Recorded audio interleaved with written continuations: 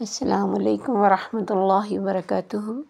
آج کا لیسن سورہ نساء کی آیت نمبر 94 سے 96 تک ہے، پارہ نمبر 5۔ اعوذ باللہ من الشیطان الرجیم، بسم اللہ الرحمن الرحیم۔ رب اشرح لی صدری ویسر لی امری واحلل عقدۃ من لسانی یفقہوا قولی رب زدنی علما اللہم فقہنا فی الدین۔ یا ایہا الذین آمنوا اذا ضربتم فی سبیل اللہ، اے ایمان والو جب تم سفر کرو زمین میں اللہ کی راہ میں، فتبینوا تو تحقیق کر لیا کرو، ولا تقولوا لمن القی الیکم السلام، اور نہ تم کہا کرو اس کو جو ڈالے تمہاری طرف صلح یا سلام، لست مؤمنا کہ نہیں ہے تو مومن، تبتغون عرض الحیات الدنیا تم چاہتے ہو اسباب دنیا کے، فعند اللہ مغانم کثیرہ تو اللہ کے پاس ہیں غنیمتیں بہت زیادہ، کذالک کنتم من قبل اسی طرح تو تھے تم اس سے پہلے، فمن اللہ علیکم تو احسان کیا اللہ نے تم پر، وتبینوا تو تحقیق کیا کرو، ان اللہ کان بما تعملون خبیرا بے شک اللہ تعالیٰ ہے جو تم عمل کرتے اس سے باخبر۔ اس آیت کے بارے میں بھی مختلف واقعات ہیں۔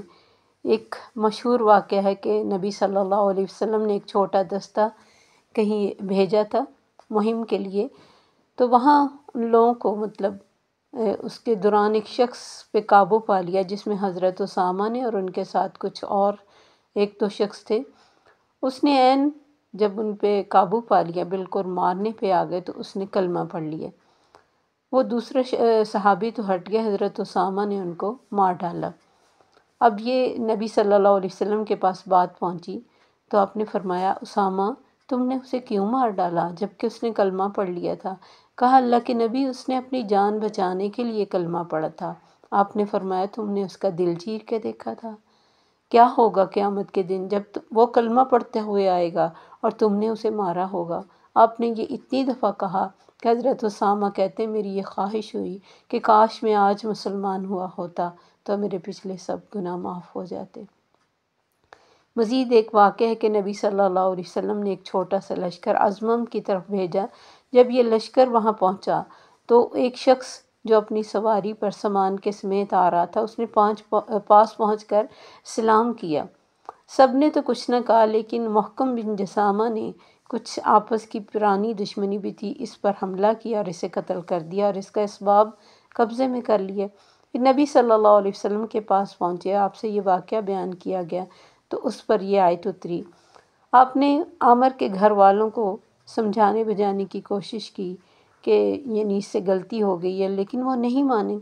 آپ نے پھر اسے معاف نہ کیا۔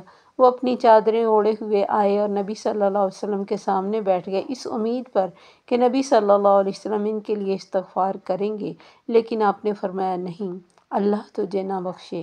یہ یہاں سے سخت شرمندہ اور روتے ہوئے اٹھے اور اپنی چادروں سے اپنے آنسو پونچھتے جا رہے تھے۔ 7 روز بھی نہ گزرے کہ جو انتقال کر گئے۔ لوگوں نے انہیں دفن کیا لیکن زمین نے ان کی لاش کو اگل دیا۔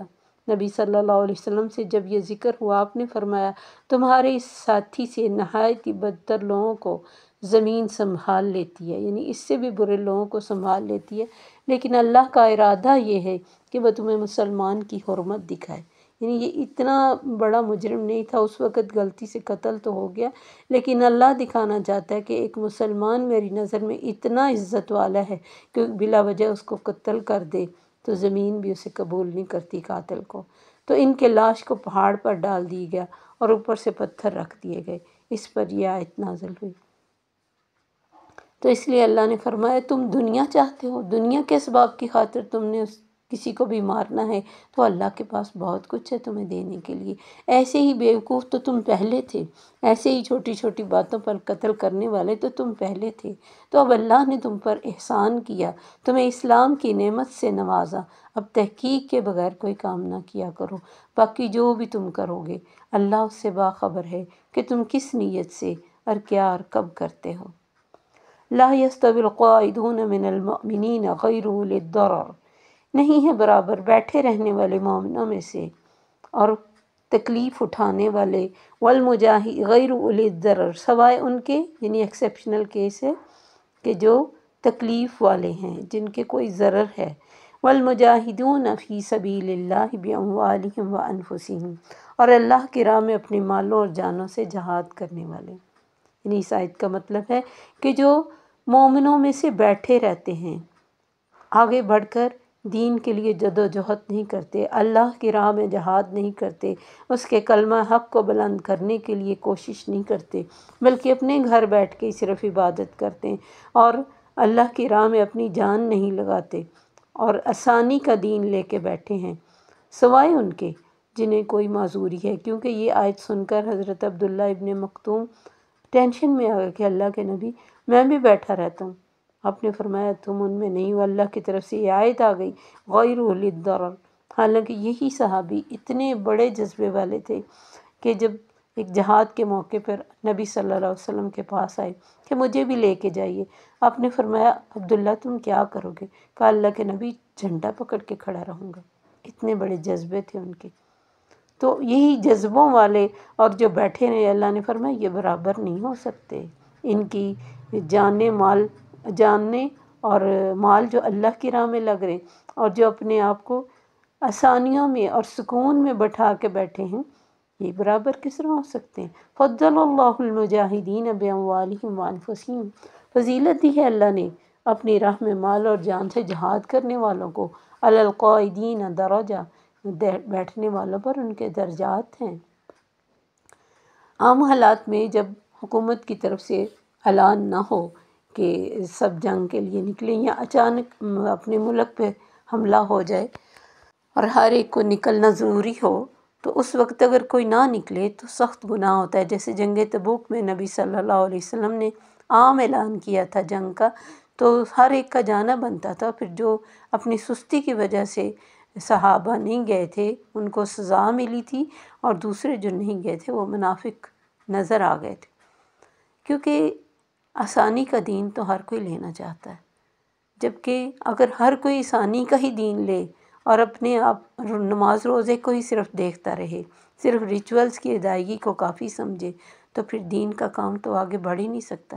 اگر صحابہ اپنی آسانیاں ہی دیکھتے تو کیا دین ہم تک پہنچ پاتا؟ جنہوں نے مہینوں کے سفر کیے ایک ایک حدیث کی خاطر، جنہوں نے اپنے گھروں کے سکون چھوڑے اللہ کی راہ کی خاطر، اپنے مال، اپنے بہن بھائی، سب کچھ چھوڑا۔ حضرت ربیعہ رائی کے جو باپ تھے، فروخ ان کا نام تھا، وہ جہاد کے لیے گئے تو ان کی بیوی پریگننٹ تھی، اور وہ 27 سال جہاد میں مصروف رہے، ایک سی جگہ سے دوسری جگہ، دوسری سے تیسری جگہ، اور 27 سال کے بعد جب وہ اپنے گھر میں آتے ہیں تو ان کا بیٹا انہیں پہچانتا نہیں، وہ جوان ہو چکا ہے، وہ ان کو اندر نہیں آنے دیتا، اور وہ حیران ہے کہ میرے گھر میں یہ کون لڑکا ہے جوان، کہ میں تو اپنی بیوی کو اکیلا چھوڑ کے گیا تھا، یا ذہن میں بھی نہیں اور پہچانا بھی نہیں، ظاہر ہے پہلی دفعہ دیکھا۔ اب یہ دونوں تھوڑا جھڑپ رہے ہیں، تو اندر سے لوگوں نے پوچھا بھی تمہارا نام کیا، کیوں تم جھگڑ رہے اس لڑکے سے؟ جب انہوں نے اپنا نام بتایا اور اندر سے ان کی بیوی نے سنا، تک انہوں نے اپنے بیٹے کو آواز دی کہ بیٹا یہ تمہارا باپ ہے۔ 27 سال وہ اکیلی رہیں، اور جو پیسہ ان کے شوہر ان کو دے کے گئے تھے اس کو بھی بچے کی تعلیم پر لگایا، لوگوں کے گھروں میں کام کیا، اپنے کپڑے تک بیچے ان کے جو بیٹے نے، اور دین کی تعلیم حاصل کی۔ اور جب 27 سال کے بعد شوہر آیا تو ربیعہ رائے بنے ہوئے تھے، امام احمد بن حنبل کے ٹیچر تھے۔ یعنی یہ جہاد تھے ان لوگوں کے۔ اگر وہ عورت صرف رونے دھونے میں ٹائم گزار دیتی کہ دیکھو میرا خاوند مجھے چھوڑ کے چلا گیا، اور جتنے پیسے وہ دے کے گئے تھے چاہے وہ کتنے بھی ہوتے، 27 سال کا عرصہ دے کے، لیکن ان کو پتہ تھا یہ اسلام کا راستہ مشکلوں کا راستہ ہے۔ وہ اپنی آسانیاں نہیں دیکھتے تھے، اپنے سکون کی طرف نہیں دیکھتے تھے، وہ کہتے تھے دین کو ہماری ضرورت ہے، ہم کتنا اس کے کام آ سکتے ہیں، ہم اپنے دین کے لیے اس زندگی کو گزارنے آئے ہیں۔ جیسے حضرت مریم علیہ السلام کی والدہ نے دیکھا کہ زکریا علیہ السلام کی اولاد کوئی نہیں ہے، اور معاشرے کی حالات اتنے خراب ہیں، تو اپنے شوہر کے فوت ہونے کے بعد تو اللہ سے دعا کی، جو ہم نے 3rd پارے میں پڑھا، تو اللہ تعالیٰ نے کیسے قبول کیا ان کی بیٹی کو کہ اس کے ذریعے اللہ نے ایک نبی کو پیدا کیا۔ تو یہ عظیمت کی راہ ہے، اونچی راہ۔ دنیا میں ہم چاہتے ہیں کہ میرا گھر، میرا بچہ، میری لگژریز، میری جو بھی کامیابی ہے وہ سب سے بڑھ کر ہو، اور آخرت کے بارے میں ہم کہتے ہیں انف، جنت تو ہوگی نا، وہاں جا کے اتنی حسرت ہوگی کہ ہم اس جنت میں پہنچ نہیں سکتے جس میں ہمارے پیارے محنتیں کر کے پہنچ گئے، ہم ان کو دیکھ نہیں سکتے۔ بے شک اللہ نے نیکی کا صلہ رکھا ہے، وہ کوئی بھی ہو، لیکن وہ جو اللہ کی راہ میں کسی کو کانٹا چبھتا ہے، اللہ نے فرمایا جو تم وادی طے کرتے ہو، جو تم سفر کاٹتے ہو، جو تمہیں تکلیف پہنچتی ہے، وہ کچھ لوگ ایسے ہیں جو گھر میں بیٹھ کے وہ تکلیفیں اور سب کا اجر پا لیتے ہیں، اس کی وجہ یہ ہے کہ انہیں کسی وجہ نے روکا ہے، اولی ضرر میں وہ لوگ آتے۔ لیکن جو بلا وجہ گھر بیٹھے رہیں اور اپنی جان کو صرف سکون دیں اور دین کی خاطر، حتیٰ کہ دین کی تعلیم حاصل کرنے کے لیے بھی کوشش نہ کریں، تھوڑا سا یاد کرنا، تھوڑا سا لکھنا، تھوڑا سا پڑھنا، تھوڑا سا ٹائم لگانا، تھوڑی نیند چھوڑنا، تھوڑی بھوک برداشت کرنا، تھوڑا بیٹھنا برداشت کرنا، انہیں اتنا مشکل ہو۔ حالانکہ یہ دور ایسا ہے کہ کسی کو کہیں جانے کی ضرورت نہیں، اسے گھر بیٹھے ہر چیز مل جاتی، لیکن دنیا کے لیے ہم کھپ سکتے ہیں، آخرت کے لیے نہیں۔ تو یہ اللہ نے کلیئر کر دیا کہ میں نے تو فضیلت دی ہے بیٹھنے والوں پر، ان کے درجات زیادہ ہیں جو اپنی جان اور مال لگاتے ہیں۔ اور جہاد کی مختلف شکلیں، جہاد بالنفس ہے، جہاد بالمال ہے، اور کوئی بھی جس کے پاس جو ابیلٹی ہے اس کو استعمال کر کے وہ اللہ کا راستے میں یہ کام کر سکتا ہے کہ لوگوں کو رب سے جوڑے، لوگوں کو دین کی فہمت دے، تاکہ لوگ بھی اپنی زندگی کو اسلام کے مطابق گزار سکیں۔ وَكُلًّا وَعَدَ اللَّهُ الْحُسْنَى، اللہ نے وعدہ سب سے اچھا ہی کیا ہے۔ وَفَضَّلَ، دوبارہ اللہ نے فرمایا وَفَضَّلَ اللَّهُ عَلَى الْمُجَاهِدِينَ عَلَى الْقَاعِدِينَ أَجْرًا عَظِيمًا، میں نے تو بڑی فضیلت دی ہے جہاد کرنے والوں کو، بیٹھنے والوں پر اجر عظیم ہے۔ یہاں جہاد صرف میدان جنگ کا نہ سمجھا جائے، ہر کوشش، حتیٰ کہ ایک انسان کو جو یاد کرنے میں مشکل پیش آتی، جیسے حدیث میں آتا ہے کہ وہ لوگ جن کو قرآن پڑھنا مشکل ہوتا ہے وہ اٹک اٹک کے پڑھتے ہیں، اللہ ان کو دوہرا ثواب دیتا ہے۔ اللہ تو کسی کا بھی حق نہیں رکھتا، تو جو اپنی جان لگا لے گا اس راستے میں، تھوڑی محنت کر لے گا، تھوڑا یاد کرنے کے لیے کھپ لے گا، تو کیا اس کی محنت کو اللہ ضائع کرے گا؟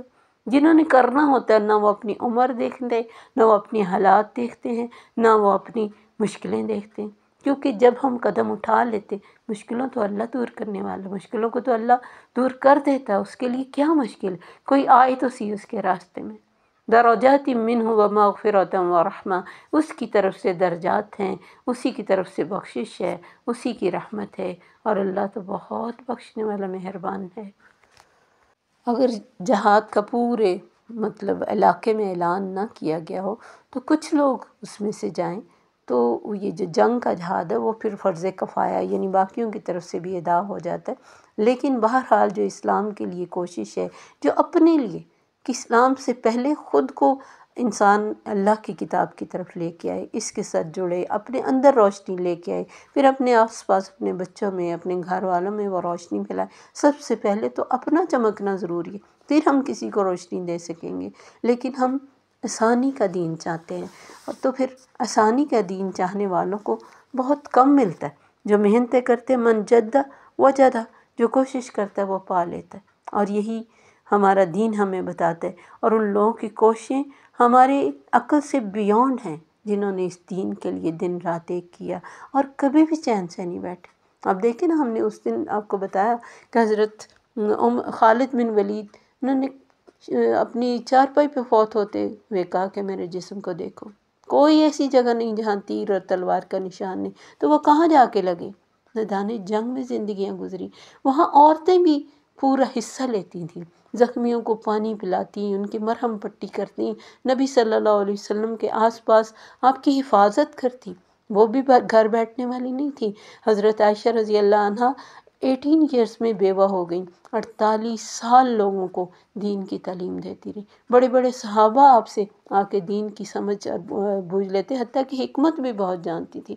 تو یہ دین جو ہم نے اب اپنے لیے اختیار کر لیا، یہ تو ہماری اپنی مرضی کا دین ہے کہ جہاں ہم چاہتے ہیں کہ دین کا نام ضروری ہے وہاں لے لیتے ہیں، اور جہاں نہیں ہم چاہتے کہ نہیں یہاں تو ایک لباس کی طرح بالکل کسی فنکشن میں اس کو پہن لیا اور کسی فنکشن میں اتار دیا۔ گھر میں ہم بے حیائی کا لباس پہنیں اور بیٹھ جاتے وقت ایک اوپر سے عبایا اوڑھ لیں، اور عبایا بھی ایسا ہو جو لباس سے خوبصورت ہو۔ یہ ہمارا دین ہے، اور ہم اٹھ کے کوئی نماز پڑھ لیں اور کوئی نماز نہ پڑھیں۔ اور سب سے بڑی چیز کہ گھروں میں قرآن ہونے کے باوجود گنتی میں کتنے کتنے ترجمے والے، ہمیں کتنا پتہ ہے، ہمیں نماز کا ترجمہ نہیں آتا۔ یہ ایفرٹ ہے نا ہماری، تو جیسا ڈھیلا ڈالا دین ہم لیں گے ویسے ہی اجر ملے گا۔ ہم یہ کیسے کہہ سکتے ہیں کہ ہم محنت تو برائے نام کریں اور اجر ہم اعلیٰ لوگوں والا پالیں؟ اللہ ہمیں اس بات کی سمجھ عطا فرمائے، ہمارے دلوں میں دین کی لگن لگائے۔ آخرت کے راہی ہیں ہم مسافر ہیں، ہم اس منزل پہ رہنے والے نہیں۔ السلام علیکم ورحمۃ اللہ وبرکاتہ۔ سبحانک اللہم وبحمدک، اشہد ان لا الہ الا انت، استغفرک واتوب الیک۔